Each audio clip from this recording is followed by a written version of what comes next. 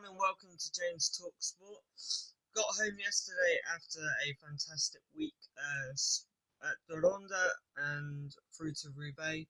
I finally managed to watch the race. Luckily, I've got the day off today, so I sat down and watched Paris-Roubaix, and I'll give you my review of Tour of Flanders and Paris-Roubaix together. Then I'll do a review of the whole Classics campaign on the cobbles in a follow-up video, and then also somewhere in there I'll include the winners and losers Classics as well. So take you back a week and a day ago to Ronde, the first weekend, the first Sunday in April. It was quite an aggressive race, obviously, as you get over the Muir and things like that.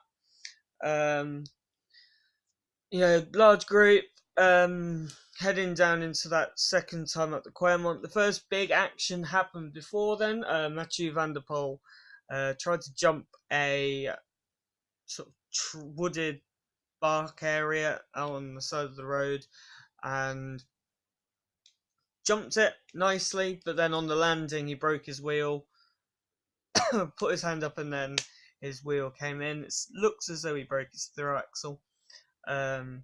But there you go. Then on the Clermont and the Paterberg and the Koppenberg, you had a group of three go ahead: Dylan van Baarle, Sepp van Marken, and Kasper Askren.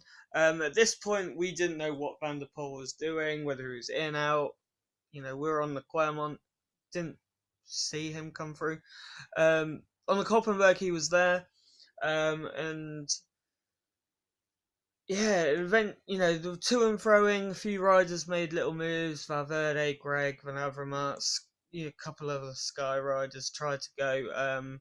But heading into Kreuzberg, the gap between the front three and the peloton was sort of not great, but lots of teams still had good numbers, so there was a lot to play for. Kreuzberg really split it up. Suddenly, Sky had Dylan van Baarle and maybe Luke Rowe in that group, but not much else. And that is when Sepp van Marken decided to go and work for Bettiol. Obviously, he'd been ill.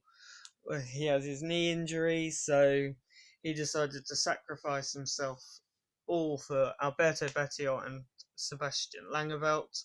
On to the other Clermont, everything was back together, pretty much. I think the Askren and Van Baarle still had a small group, small advantage, but not a lot. Heading into the village, Alberto Bettiol made his move. Greg Van Avermaet was there, Oliver Naesen was there, Wout van Aert was there, Mathieu van der Poel was there, Sagan was there, Valverde, Tish Benoot. But none of them could respond. None of the big guys could respond to the Education First rider. Everything sort of petered out a little bit. Sebastian Langeveld did a fantastic job. One of the rides of the day, tactically, just to keep him with, make sure they weren't working. Onto the Paterberg, he even slowed it down from the front as well. Greg Van Avermaet tried, he dropped Wout van Aert, he made a split. Mathieu van der Poel went solo, which was crazy after his crash over the climb, but the group was too big. Jasper Stuyven was the last one, he finished 19th in the end. A group of 18 riders couldn't catch Alberto Bettiol, toing and throwing, loads of attempts to get away, but then couldn't get away, and eventually they sort of just said, okay, Alberto, you've won. Kasper Askren, fantastic ride, given that he was working from the Muir. Fantastic riding to finish second, and Christoph continued his good form in finishing in third. Van der Poel just off the podium in what was a entertaining race for him. I'll do a review more on that anyway in the other video, but rundown of it was a tactical masterclass from Education First.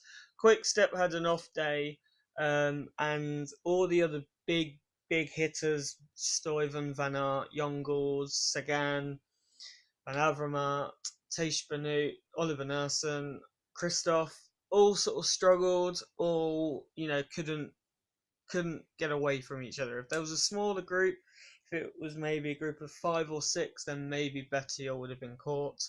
But there you go. On to Paris-Roubaix now. Hell of the North, as it's known, and I can testify it being that.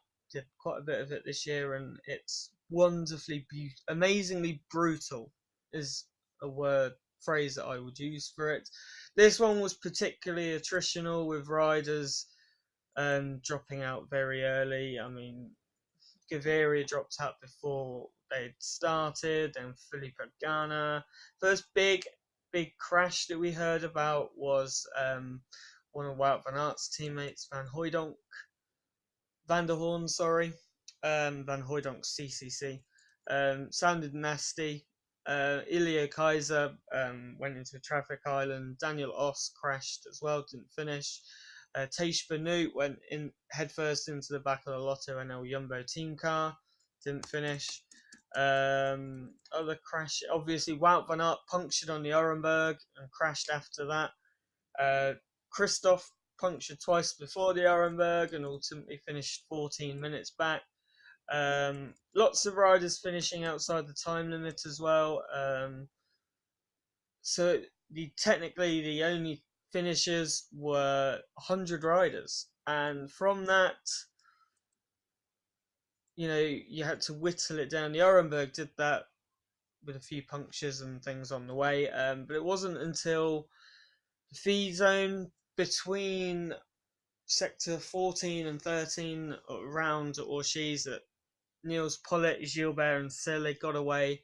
Sagan, Van Aert, Sepp Van Mark and Yves Lampaert followed that move. The other riders, again, Team Sky, Greg Van Avermaet, Oliver Naesen at AG2R, they missed the boat a lot. Trek as well, they really missed it. They had 4 riders in at the time, and then they suddenly had none.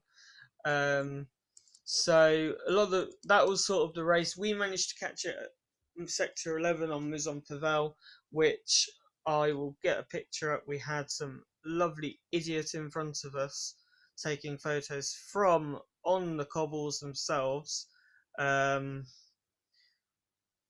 going in front of the riders. I am amazed that only Owain Doull, there's the man. So that is in between, I think it's Ballerini and then the Dylan Van Baarle led peloton on Maison-Pavel. That point it was about 20-second gap, but they were never really going to go back with Seneschal and Stibar and Quick Step in that group behind. It wasn't really going to happen. Then it was a case of that front group, who's going to make the first move. Quick Step did, on the way towards Kampen and Pavel, really split it up. It's where Wout van Aert ultimately paid for his efforts, ending up finishing 22nd, a minute 42 behind. But he still had a fantastic race. Arnaud Demar did all right as well, but back in that front group on Gruson, nothing split it up. Gilbert did brilliant attempt. Over Gruson, we started to see something happen. Sepp Van Mark clearly had an issue on there. He was chugging a very big gear. They all looked good until Niels Pollitt went on the attack, and Sagan was on his wheel, but he just let it go. Initially, I thought it was a mechanical, but I think that was it for him. Gilbert was the only one that could close it. Obviously, Lampaert wasn't going to. Sepp Van Mark had his bike issue. Turns out he was on Sebastian Langevelt's bike. His derailleur jammed in the 11, so couldn't get out of that. Then it was a case of Gilbert versus Pollitt. Gilbert fancied it in the sprint. I thought he would go solo on the little rise after Hem up towards the about 3k I think out, but he didn't. Banked it on the sprint and took it pretty comfortably in the end. Pollitt with a fantastic second. Yves Lampard got away 13 seconds behind in third. Then a rather emotional Setman Mark. I think he could have done it today. In fourth, and Sagan battled home in fifth place. Then the group behind, containing the two quick-step riders, Tuneson, Stefan Kung had a brilliant ride. Delke Marseille had Edvaldus Sisakavus. Greg Van Avermaet, Oliver Nassen was in there. Heinrich Hausler had a brilliant race, punctured 2, 3, maybe 4 times, finished 14th. British points of view, Sky's best finisher was Dylan Van Baarle in 21st. Luke Rowe in 32nd, but turns out Luke Rowe jammed his chain on Carrefour when he was in a position to get a good placing. But still a very anonymous race from them. Trek again struggled. Stuyven and Degenkov 28th and 27th.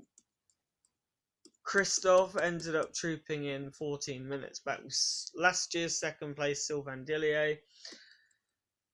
Lars Bohm finished 15 minutes back with Matej Mohoric. Previous podium finisher Ian Stannard really struggled in 82nd. Moscon 5th a couple of years ago, 84th. You can really see how attritional this race is.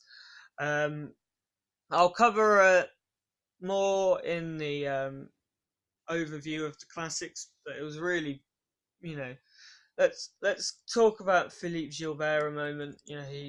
He is the best classics rider in the open era. He's won every monument apart from San Remo. He was never supposed to win this race, and he did. He won it in a fantastic fashion. I'll talk more about that in the other video. But thanks for now. Please like, share, comment on James Talk Sport on Twitter or on this video as well. So I will see you at the next video.